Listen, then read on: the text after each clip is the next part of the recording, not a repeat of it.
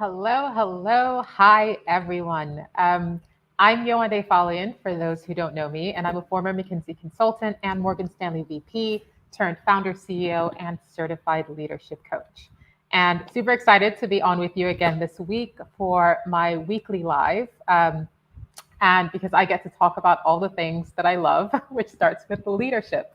And on today's show, we are going to go straight to the heart of it all, right? Talking about leadership and specifically leadership mastery. So if you're on any of the platforms, please do shoot a message so that I can see that you're on. Say hi, ask any questions, send any thoughts as we go through. I love to be challenged as we go on, and I'm really excited to hear what you guys all have in store, as well as hopefully you being excited about what I have in store today. Um, I'm a consultant at heart, and so what do we consultants love more than PowerPoint? Frameworks. So this week, as I said, we are focused on leadership mastery. But what I really want to talk about is breaking it down into a simple 5-part framework that you can use to structure and develop your leadership mastery. The number of times I hear, I want to be a better leader, or I want to inspire and motivate my team, I want to figure out what my leadership style is. There are so many ways that this question comes up, but ultimately what we're trying to achieve is basically leadership mastery. And I'll come to what that means in a second. So in addition to any of the questions that you type in the chat, I'm going to share with you 3 things today. First of all, the big question of what is leadership mastery? Second, why is it important? And third, how do you start to think about your leadership mastery so that you can accelerate to the next level and achieve the success and impact that you want? Okay. And again, as always, I love getting feedback, thoughts, challenges, questions. Selfishly, it pushes me to grow in my leadership and in all the different areas of my life. And for you, it's a great way to grow as well, because you become kind of aware of where your challenges are and hopefully get a few insights into what you can do to develop them. So again, share in the chat. And if you're watching post live, just put a hashtag replay so I know, and then I can reach out to you with any answering any questions that you have. Okay. I've got loads jam packed in. So let's get going. First thing, right to the front. What is leadership mastery? Simply, it's the intersection of showing up and performing as your true unique leader in the moment, so in every second, while at the same time continuously developing into the best leader that you can be. Okay? I'm going to repeat that again because there are 2 parts of it. One is actually showing up and performing as a leader in that moment, right? So demonstrating your leadership skills and simultaneously continuously developing into the best leader you can be, because as with life, it is all a journey, right? If you think back to 5 years ago, where you were in your leadership is not where you are now. That was an achievement there, and it's great to celebrate that and to see that as a success, because we're constantly growing. And if you adopt this mindset of leadership mastery, which I'll come into more detail on, then it means that in that growth, you know that you're going to get better. We're never a finished product. And so it's about both showing up as a leader and confidently showing up in the moment, while simultaneously developing and knowing that you're always growing within that to be the best leader that you can be. All right. Why is it important? If we don't know the why, then it's just less motivating to do, right? So we often think of leadership as a badge, as a role, as a position, right? I will be a leader when I, have my stamp on this, when I've changed my LinkedIn profile to say senior VP of X, Y, and Z. But in reality, as I always say, we're all leaders. It's not a question of if, it's a question of how well you lead. But of course, it's great to get the badge, right? I'm not diminishing that. This is why we start off with goals. We all have huge, ambitious, sometimes audacious goals, which are the ones that I love the most. And the bigger the goal, the bigger the prize, okay? The goal itself is an outcome. It's an outcome for now. As you know, our goals change, right? But mastery is not just about the outcome. So if we go back to that example, if I am focused on getting a senior VP at a FTSE 100 company, the outcome-focused approach looks at I'm only looking at getting that senior VP title at that company, right? I'm going to do the things that I have to do or I think I need to do to get that senior VP role, even if it's stuff that I don't like. All right. And I don't necessarily see myself as a senior VP or a leader until I get that. until I actually get that role and get that title. Again, setting goals, setting a focus, knowing what title or what position you want to see to kind of show yourself as moving forward in that leadership mastery, in your leadership, is perfectly fine. But the outcome is not the only thing. Mastery orientation, so leadership mastery, looks more at it from the perspective of a growth mindset, right? It thinks more as I am a leader today, and I'm thinking from the perspective of me being a senior VP today, and therefore I'm going to act accordingly. Okay, what would a senior VP do? That's what I'm going to do. What are my strengths? What are my values? What are my passions? How can I showcase those in that role that I want? Where can I develop? And frankly, it also looks at other options, because if you believe that you are already showing up as that leader, then yes, while you might want to achieve that within the company that you're looking at, you also see that you are that leader regardless of where you are. And therefore, there are more options than just that one specific outcome or that one specific goal. So it expands your options and expands your abilities to get there. Okay. Um, Outcome orientation, again, if we go deeper into that, may sound more like I have to just focus on sucking up to these two people so that I can get the promotion that I want, or I can get that position or that project that I want. Whereas a mastery orientation thinks more about, I want to build that relationship with these two people because, yes, it's important for getting that thing, getting that outcome that I want. But it also means that I get to learn from them as leaders. I get to try out a new skill set that maybe I've not been able to try out or I've not been able to adopt in the past. Maybe you also think that it helps me to build my client base and to showcase my amazingness. It expands but beyond just the specific outcome. So when you think from a leadership mastery perspective, you're not just thinking about now, you're not just thinking about your goal, you're thinking about the fact that this goes beyond that. And it's really creating what I like to look at as your leadership legacy, which goes beyond where you are now, but really sees yourself as someone who is creating impact now, but has abundance impact in the future as well. And you're focused on that. Okay. So now third, now that we know what it is, why it's so important, right? To not just achieving the goal, but to basically blowing the goal out of the water and thinking futuristically about where your leadership is going. The question is, how do you start to think about your leadership mastery, right? So that you can accelerate to the next level and set up yourself for success for the next level after that and the next level after that, right? This is not a sprint. It's a longer race. It's a marathon. It's a journey. And there are always steps that we go through. But we are building in mastery, not just looking at one specific outcome. And the way to think about that is really around 5, as I said, I love frameworks, 5 areas of leadership. And I'll go through each one in a bit more detail, but I'll list them out for you. First, self-leadership. Second is thought leadership. Third, people leadership. Fourth is your leadership mindset. And fifth is leadership performance, okay? Self-leadership, let's start there. So what's interesting is that when we often think about leadership, we go straight to the people part, right? Because you think I'm leading, therefore there are people that I am leading to a thing. True. But the first person that you really need to lead is yourself. And this is where I often find that leaders, it's not about getting stuck, but they almost miss this or take it for granted or assume that it's just a natural part of everything. And by missing it, it means that both in terms of their general leadership and their leadership in a meeting or in an interaction, it's just less effective. Okay. So leadership, the thing that I always say, and it always helps me to reframe, is that to be a great leader, the very first person that you have to know how to lead is yourself. Because if you can't inspire yourself, you can't motivate yourself, you can't create a plan of action that you're able to execute, then how likely is it that you'll be able to inspire anyone else or motivate anyone else or create an action plan for anyone else in a successful way? And if you don't see yourself as a senior leader, again, this goes back to self-leadership, how likely is it that anyone else is going to see you as such? So it always starts with you, okay?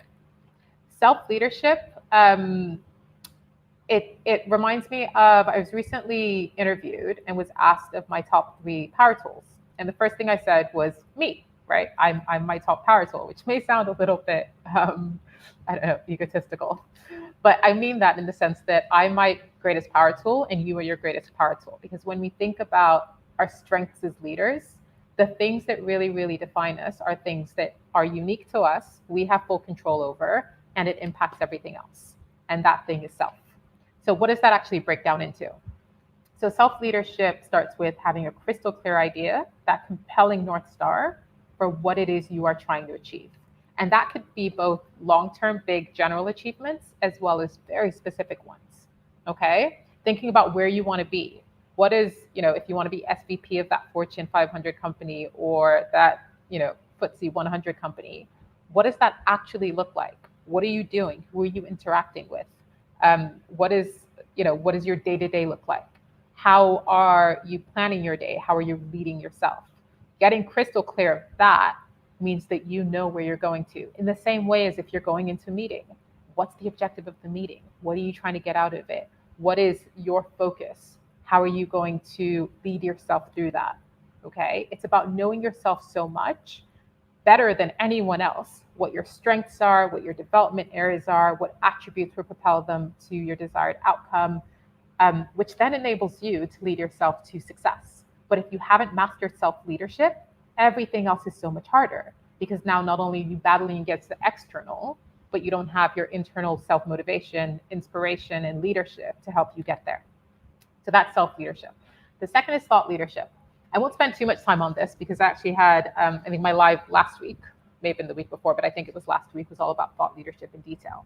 But this is all about once you know yourself, you know what you want, why you want it, how you're going to get it. Thought leadership is then about communicating that to the world. Okay. And this is with the aim of influencing other people's ideas, concepts, and perceptions. As leaders, if we know concretely what it is that we want and we have a strong sense of self, if we can't communicate that to other people, it's almost, mute. What's the point? Okay. So it's really about making sure that you are communicating it in a way that allows you to influence the world around you in terms of almost rallying around that concept, that idea, the brain power, the value that you bring in your ideas to bring others along with that. It's not necessarily about creating the plan for others, but it's about sharing. So for example, me being on this live and sharing these concepts, this is thought leadership. It's me taking ideas, thoughts, areas of expertise, things that I'm passionate about, that I'm really skilled in, that align with my values, and sharing it with you all in a way that benefits you and benefits us as a collective in moving forward. So mastering thought leadership, first and foremost, comes from strategic thinking, right? And skills involved in this include solving complex problems, finding creative solutions, sharing those solutions with the world in a clear, concise, and compelling way. And as a result, having a really strong personal brand that aligns with those strengths, passions, and values that you have. So when someone thinks of you, they think of those areas of strengths, passions, and values, and you become almost the go-to person. And it's no question about it because not only do they see you as it, just because, so it's not even about your title, it's about the fact that you are sharing those things. All right. So we talked about self-leadership, thought leadership. Now we go to people leadership. And this is what people often think about when they think about leadership in general, because you think, well, if I've got people to lead, then I have to lead. Well, here's the thing. Even if you don't have people technically to lead, who are your direct reports, you still have people to lead, okay? I speak to so many people who say, well, I don't have a team, so I don't really need to, and so I don't have anyone to lead, so I don't really have to worry about that aspect. Completely wrong. Every single person that you interact with as a leader provides an opportunity for people leadership, okay? From your direct reports all the way to your boss's boss, and your clients, and your friends, and your colleagues, and your family, everyone, okay? What's great is that now that you have clarity on self-leadership and thought leadership, then it's now a matter of developing the skills to lead and partner with others to create that transformation and that transition to create the success that you want. And many people often think about people leadership as being a manager. Management and leadership are very different. Management often leans towards you being the expert and telling other people what to do. Anyone can tell people what to do, right? I always give my nieces and nephews as an example. They often tell people what to do. Whether or not people do it is a different idea. The idea around people leadership, right, is about stepping up and inspiring and motivating people beyond just your words, but with direction to create that shift. This is particularly often really difficult for high achievers and leaders who are great at what they do. Because when we know we are great at something, it's probably easiest if we just do it ourselves. However, when we focus on doing it ourselves, one, we are not sharing our thoughts and ideas and therefore naturally inspiring and motivating people to take action, where people are then missing the opportunity to grow because instead of them learning to do it in the same way that we learned because we weren't always great at it, we take that away from them. And third, it means that we're often burnt out, right? We're trying to lead ourselves. We're trying to lead with our thoughts and ideas, which is really where the value is. And we're trying to lead people, but we're failing at that because we're actually not leading people. We are managing and sometimes micromanaging them to do things as opposed to leading them to create results and to create outcomes and actions. So the greatest leaders in terms of people leaders are the people who their people genuinely follow them and want to do stuff for them and come up with ideas and almost even move faster and move past them because they are inspired by that vision that comes out with the self-leadership. They are inspired by the thoughts that come out and the ideas and feel motivated by that. And therefore, although a people leader can create plans of actions to move forward, it is very high level often, and the detail really comes in the interaction. All right. Master people leaders are skilled at leading others to success, irrespective of seniority, role, demographic, or otherwise, and they inspire and motivate their teams to action, right? So these people are able to cultivate high-performing teams, and they have a real knack for getting senior stakeholders to work for them, and are extremely skilled at being clear, concise, and compelling in their communication. Just one more thing on people leadership, a great indication of a great people leader are people who have and cultivate sponsors. This is important regardless of whether you are a high achiever in a corporate company, or if you're a business leader who founded and or are heading up your own company. If you don't have sponsors, then it means that you are basically trying to push yourself to success that is beyond the level that you're at right now. Sponsorship is the key to accelerating yourself through people leadership. And the greatest people leaders are able to do this because they don't have sponsors by chance, but they identify people who they can partner with, who see value in them, who they see value in, and they're able to lead their sponsors to create the opportunities that then help them to accelerate. All right. So we've talked about kind of like the external stuff, right? So self-leadership, thought leadership, people leadership. Now we go a little bit internal. Leadership mindset. So if you're a regular either reader of my newsletter or watcher of my latest lives, or just kind of follow me within my groups, you will know that this is core to everything that I do and everything that I talk about. Leadership mindset is important because it's all about developing a strong, constructive mindset that helps you show up as your best in every single moment. Okay, it's a strong frame of mind. It's high energy. It means that you are focused.